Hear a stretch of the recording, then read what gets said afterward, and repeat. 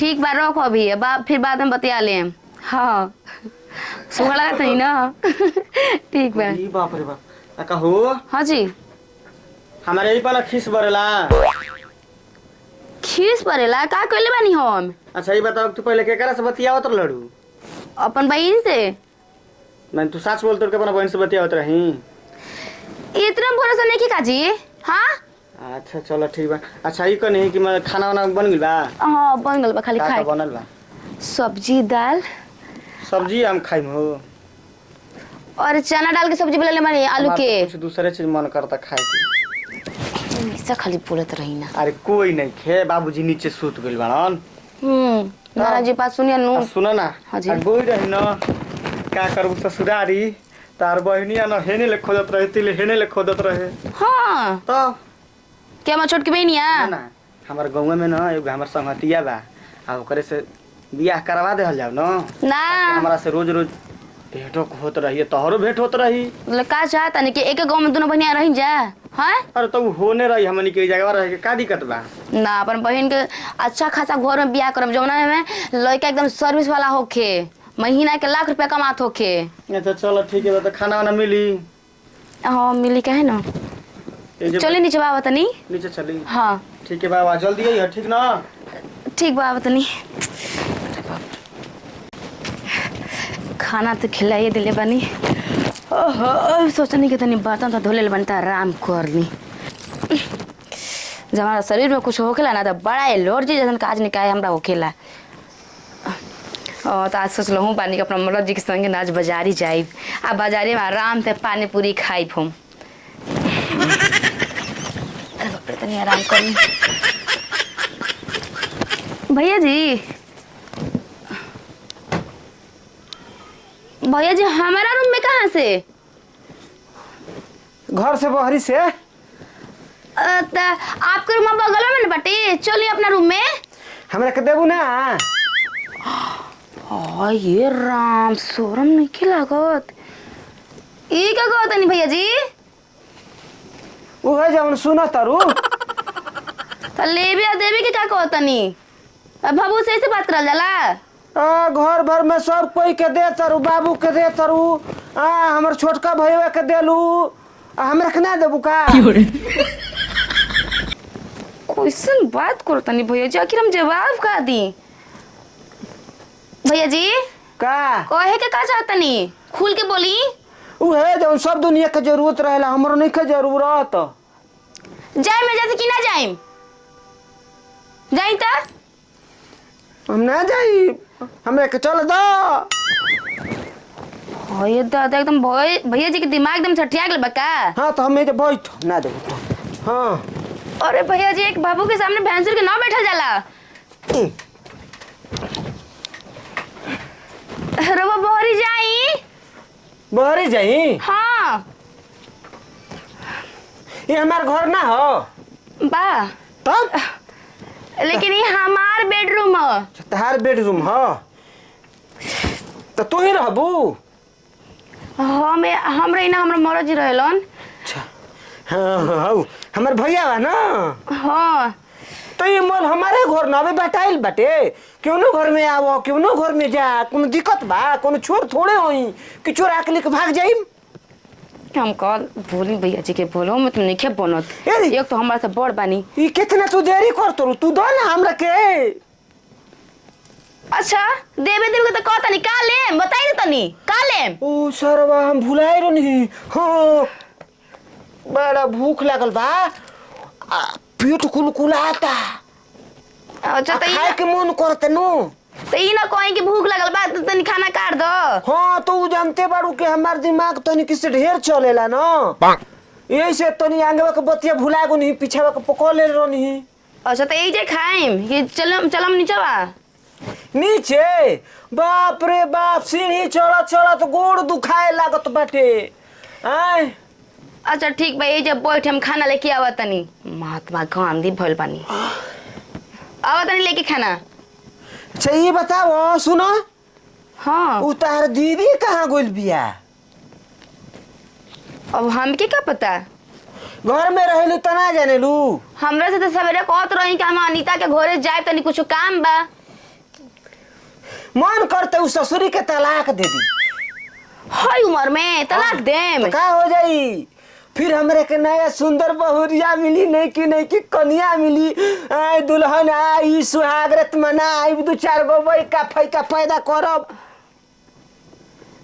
तनी बतिया सोच समझ के बोली कि केकरा सामने बोला तनी ए तो सोच समझ के बोला तनी कौन तू बच्चा ना थोड़े बाड़ू तू जवान बाड़ू सयान बाड़ू तार शादी हो गइल बा भैया संग सुहागरत मनल होई सब कोई को जनते बा कहाँ बानी जी अच्छा ये बताबो सुहागरत मनल तो लइका फैका तो कुछ दिन के बाद हुई भी ना करियो सो तो गांव जोन भी ना करी पूरा लड्डू बटाई आई ढोल नगारा बाजी रउआ एकदम दिमाग के साफा पागल हो गल बानी दिमाग का भूसा भरा गल बा एक कहले हम पागल हुई हो हम चालाक आदमी हुई हम भूत भविष्य वर्तमान तीनों जानी ना अच्छा ये बताओ तार साफा में शर्म बानी ओहो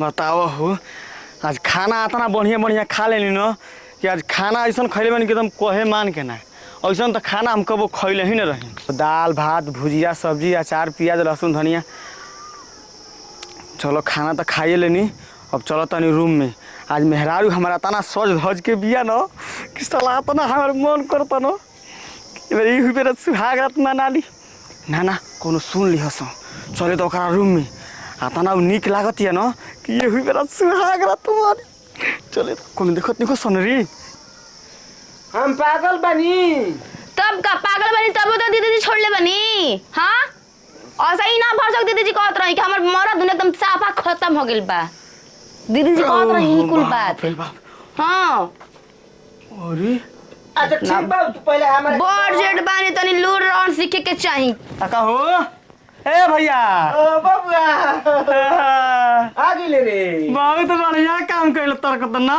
ठीक काम कइले भाई नो बहुत बढ़िया तो 10 रुपया दे पैसा दे हां तारा लाज नहीं खेला लागत हां लाज तारा है बेड पर बैठे के चाही ए तार लिखावल हो का अभी बताई नहीं खे जितना तोर अधिकार बा उतना हमरो अधिकार बाटे तारा मौगी तो हम हो जाई ना हां ना चलो सर कोई की ले लो ना वो तोरा कितना बार देले होई थरिया में काट भैया हाजी ओ छोरंग लगाओ तो जुटिया के ना आई रहो तो लेत ना रह का देखो ए करत रही अरे ना रे हां खाई हमर क्रिया अरे तोर क्रिया कुछ नहीं के सुने बात सुन पागल सन की हमन नहीं खुजा न तो भौजी का कहतन कि तू ना लाओ तो भौजी तू बिना खोइले पहलवान बड़े थोड़िए में काट के दियत रहे तो लेके खात ना रहो देखो भैया हम तो भुजिया खात रहे कि ना रे हम तार लाज लिहाज करो तनी हमारा हाथ छोड़े में तनको देरी नहीं के समझ ल हां छोड़बो हां तू हम के मारब रे इधर निकल तो तू पहले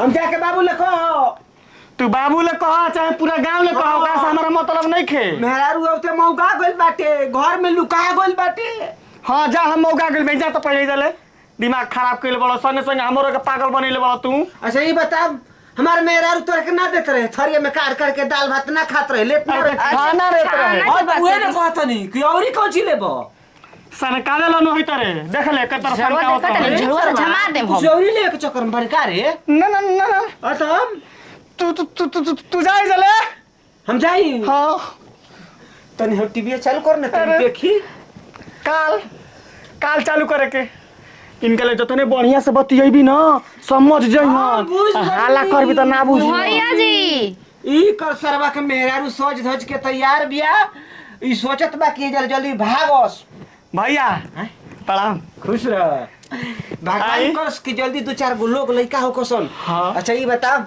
तोर बियाह कोई ढेर दिन भइल अभी तक ले एगो लोग लइका ना भइल हसन डबल आई डबल रुक रे बतियावे दे हो तो ससुरा 2 दिन सोहर गवाई सुना ना चलो तो नीचे बा हमारा नींद आवता ए चलो नीचे हो हां एकरा के करे के लिए जीवो हो ए त हमरा के दिहन ना का जाके नीचे बा दिहन ना हां हे चल भगवान तू ए तुम कहबो कि ना कि देहिब हम देखा भैया बात बिगड़ गई हाँ, देम भैया जी हाँ, देम हाँ। हम देम अरे तब तू देबी तू लेबो हां ना ले हमके जिए ना दे बजा ए तो ससुरा एकरा में मुंह वाला कौन बात नहीं खिए हम मु जाइम मुझे बे तू विधवा हो जाइम देबे से कौन चीज घटेला जी ना ओराई वाला चीज हो हाँ। देखो ए ओराई तो खेत में ससुरा पैदा कर दिया तू विधवा हो जाइबू ए।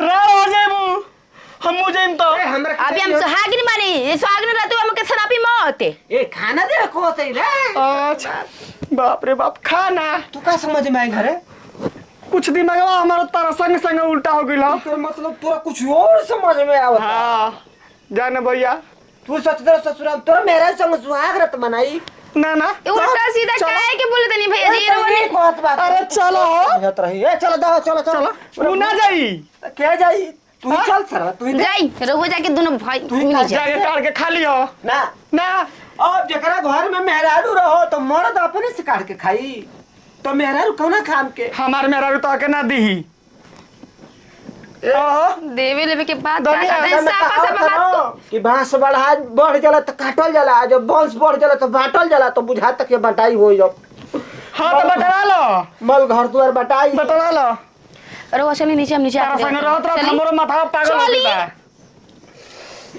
और भेजम कि ना जी चल जा जा अरे जा हो चल गेल ना हो बाप रे बाप आ का देवे लेवे के बात हो कत रहे जी हाँ हां अरे वो खाना के बात कुमार अपना भौजाई के बड़ा देले बनी हां देखो खूब देले बानी नो भर पेट के धनिया हमार रोनिया चुप रही हटी अरे माई रे माई। भौजाई के देवता ने भौजाई के दी हमरा लगे पीछे आई में ए सुनो अरे तनी अपन रजाऊ के बतिया सुन लो झूठिया के बदनाम कर तड़न ए करे जा नाई बुना ठीक बा आराम करो तनी अइहो नीचे ले